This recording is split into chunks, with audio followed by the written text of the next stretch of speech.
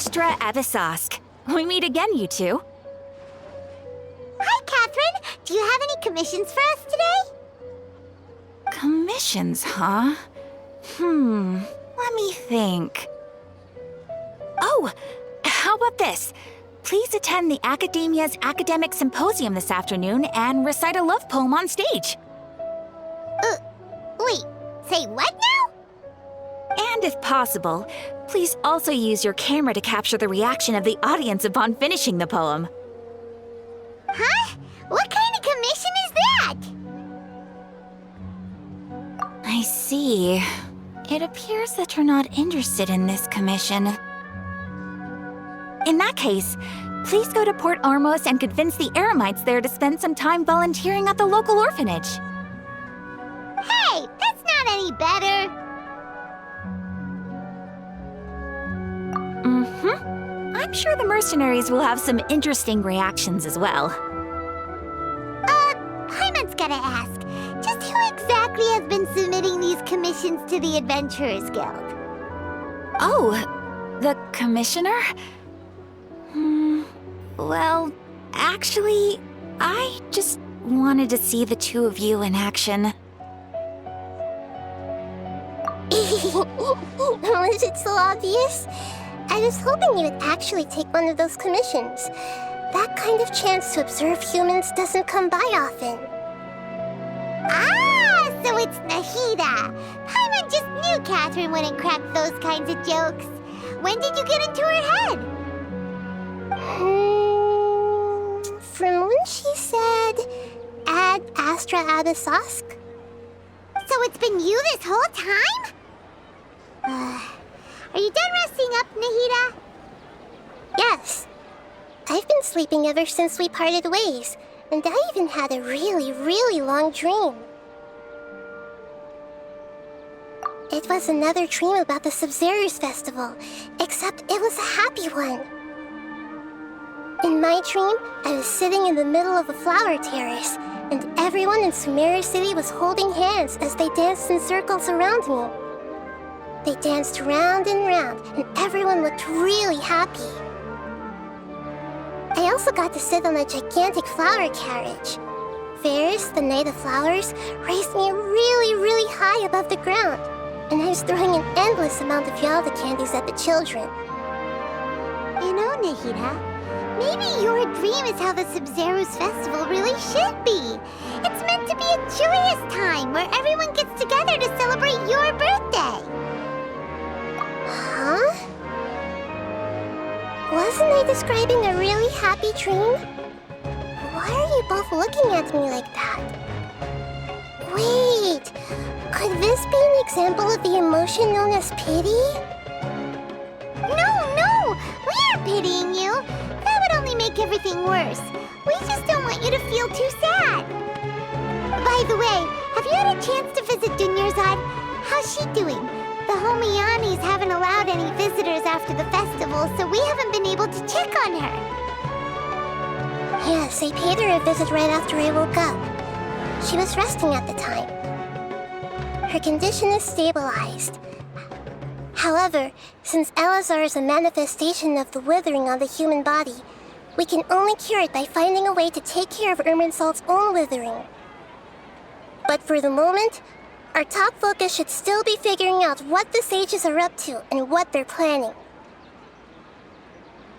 Right. Who knows what'll happen if they manage to pull off another scheme like the Samsara of the Sub-Zero's festival? So our first priority should be investigating and putting a stop to the sages' activities. As for how we should pull that off, let's discuss it somewhere else. There are too many adventurers around here. Oh, good point. Sorry, adventurers. We're gonna be borrowing Catherine for a little while.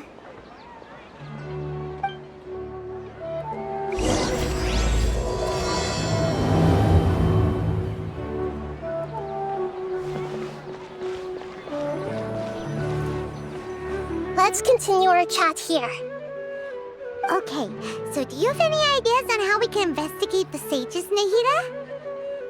Actually, I've already done a little bit of work on that. But for now, I want to hear your thoughts. I've already tried that, but all the key members of the Academia, even the core 30 guards, intentionally avoid wearing their Akasha terminals. It seems that from the very beginning, they've been guarding against info leaks from the Akasha. Of course, it could also be because they're wary of me. Have you already caught the sage's attention? I'm guessing not yet, but distrusting me would make perfect sense if they've ever paid attention to the urban legends about me. In any case, I probably can't take over their minds directly.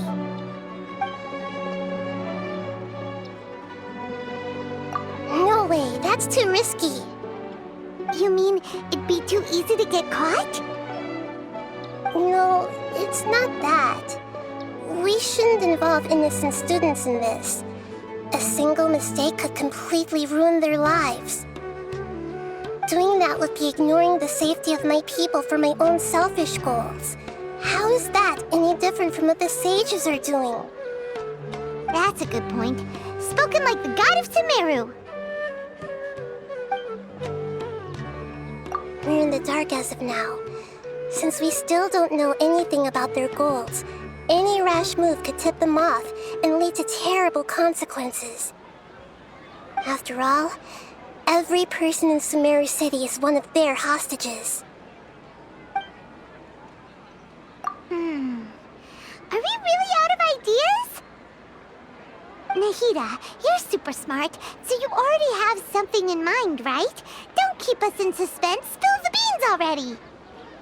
According to a popular theory from the Vahumana Darshan of the Academia, rejecting impractical motions at the beginning of a planning session will give more weight to the actual proposal. Okay, but aren't you the god of wisdom? You don't have to use that kind of gimmick to make us take your ideas seriously. Well, I've been thinking that if I can't directly possess the leaders, and if I can't get ordinary people involved, then I should find someone who's already involved, but hasn't decided to side with the sages. You're saying we should recruit a spy? That does sound like it could work. Oh, before coming back, we met someone named Alhaitham. He seems like he acts alone, and he likes doing stuff behind the Academia's back. They probably aren't in cahoots. Actually, I already have someone in mind. Do you still remember that female scholar named Setaria? Setaria. Paimon remembers now. Isn't she the one who's always trailing behind the Grand Sage of the Academia? We ran into her basically every time the Sub-Zero's festival repeated itself. You could even say we're old enemies by now. Paimon still remembers the smug and mean way she always spoke to Nilou. I've always liked observing all kinds of people, and Setaria has always stood out from the crowd. She was born in the desert and was hailed as their greatest genius. Her academic gifts allowed her special admission into the Academia, and also gave her the opportunity to serve as the sage's assistant. Oh, Paimon didn't know she was from the desert. She must be pretty special then. Paimon feels like most of the desert dwellers around the city are working as mercenaries. The name Setaria means star. When she lived in the desert, she shone like the brightest star in the night sky. Later on, she was chosen by the sun.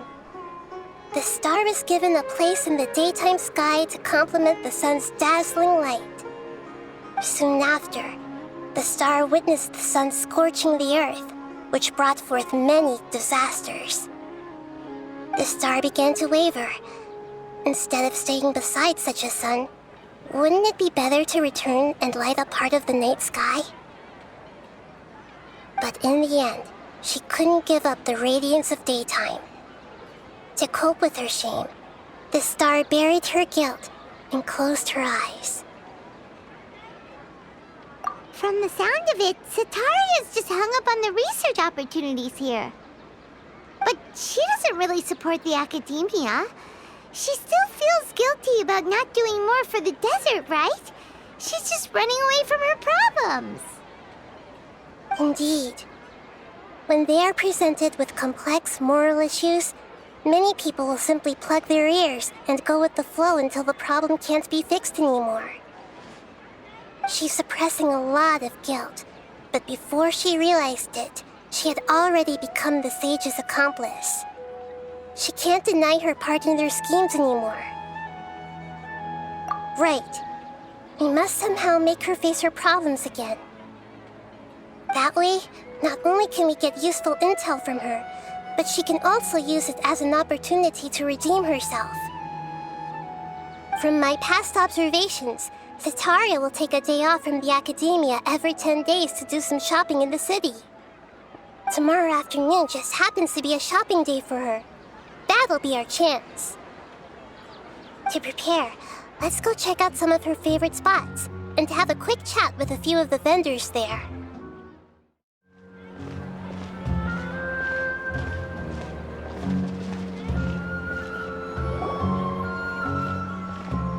This should be Cetaria's favorite fortune-telling spot. So should we ask the fortune teller about Cetaria? No, I already have enough information on Cetaria. The most important thing now is for you to pay attention to the vendor's talking style and key characteristics. Talking style and key characteristics? My poor lost lambs, have you become troubled over your fates? The divine voice of wisdom often echoes between mine ears. If thou be blessed today by the gods, I may be able to show you the way. Huh? Really?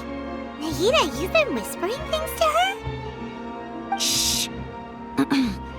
My friend here has some doubts regarding his future.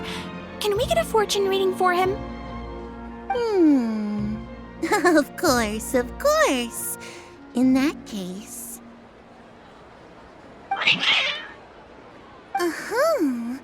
It would seem that Harut and Marut are quite wary of you. Perhaps, at some time in the past, you have somehow offended the gods. Only mocking the god of Animo, questioning the lord of Geo's financial savviness, and brawling with the god of Electro. Do those count? Oh, nothing. Go on, pick an aspect for her to divine. Love prospects? No problem at all.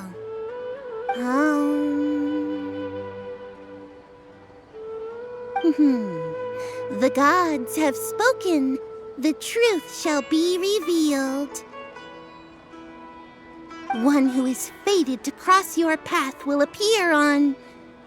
Huh? So many people will fall for you. How could that be? Harut, Marut, did you two spoil my divination? I've never read a fortune so absurd. Actually, Paimon thinks this is probably the most accurate fortune-telling you've ever done. I admit that the orientation of today's celestial matrix is, suboptimal. As such, there will be no charge. Is that so? Well, that can't be helped.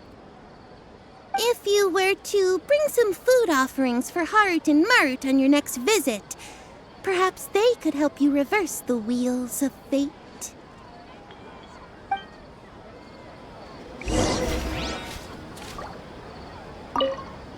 I've never seen Harut and Marut be so wary of anyone.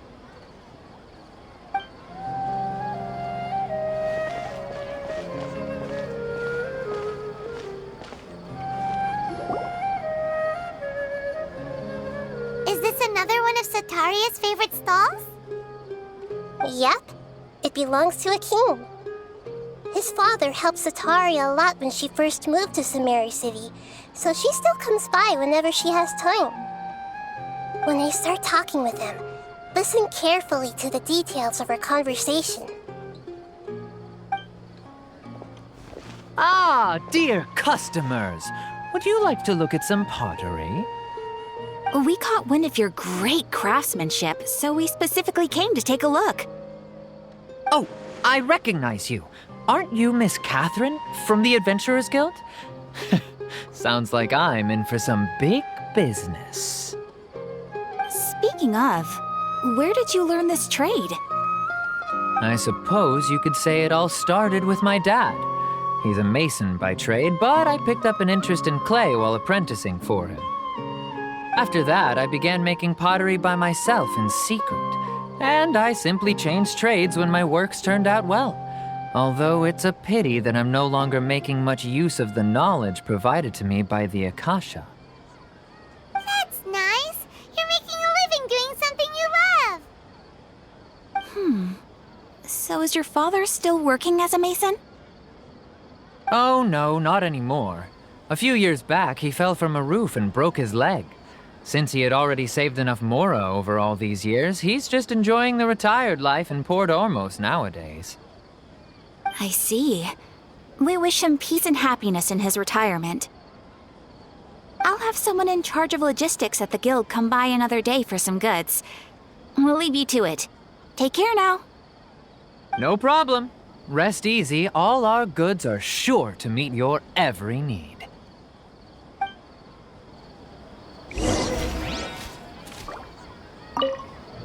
That was my first time talking with Miss Catherine. I'm sure I sounded a bit nervous.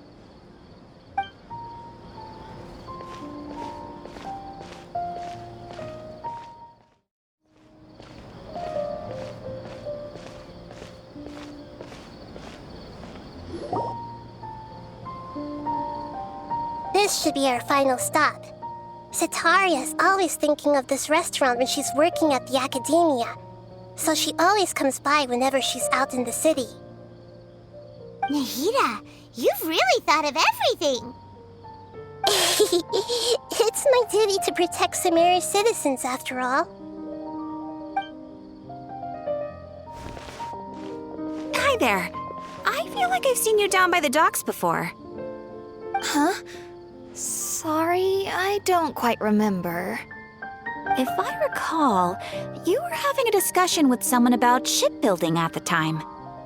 Ah, that's right! I've always been really interested in feats of marine engineering. After all, I grew up in Liyue Harbor and spent my entire childhood staring at the ships going in and out of the port. I came to Sumeru to study, but failed to make it into the academia due to my lack of talent. But I'm still discussing all kinds of problems with different scholars, and I'm continuing to study and perform research from the restaurant's basement. I'm sure I'll get into the academia after their next round of exams. What an admirable spirit for learning. Amazing. Sure, but you'll find hardworking people wherever you go. So this restaurant has a basement as well? Huh. First I've heard of it. That's right. It's not usually open to patrons. Most of the time, employees use it for breaks or to hold private events. I see. Guess that makes sense. Well, good luck with your studies, Miss Qishan. Thank you so much. As long as I can make it into the academia as an official student, I'll be happy.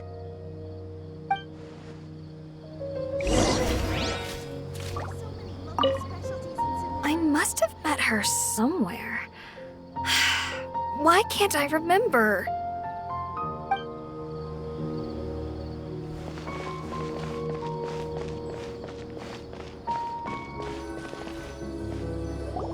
So, was that everybody?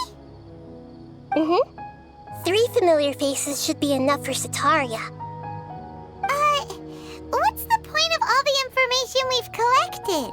Nahida, you still haven't told us how you're planning to make Setaria face her problems. Setaria is already used to avoiding her problems, so we must find a way to break through her usual sensibilities. I remember you mentioned that the Eremites in Port Ormos are all making a fuss about the upcoming resurrection of King Deshret. Although it's all just a boatload of nonsense, the fate of her homeland may turn out to be Setaria's soft spot. Oh, Paimon Everyone gets it now. You want to take advantage of the guilt Sataria feels about her homeland. Although she knows she should return home to help the people of the desert, all she's done is conspire with the sages.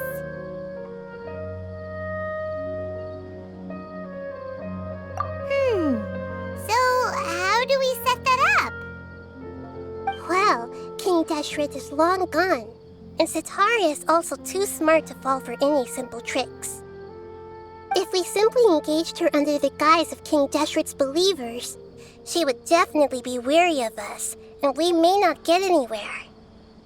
But if we were to borrow some of her close acquaintances to talk with her, her reaction would probably be very different.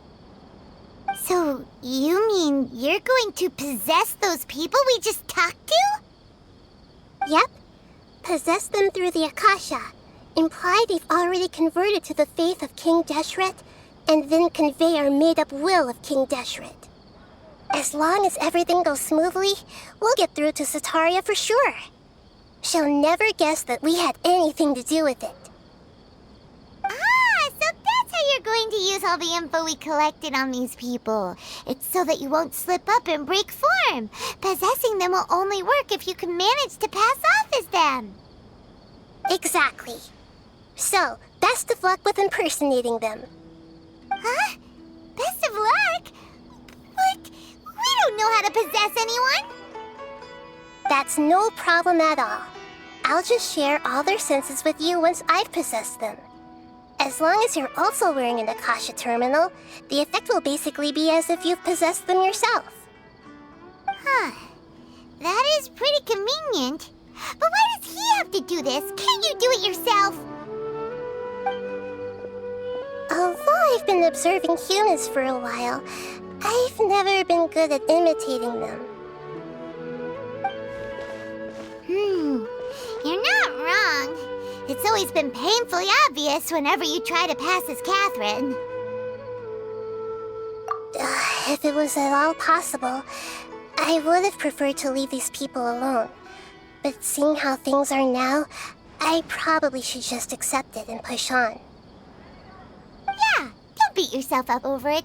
We're only doing this to help everyone, and we'll only be borrowing them for a little while anyway. Alright, then let's give it a go tomorrow afternoon.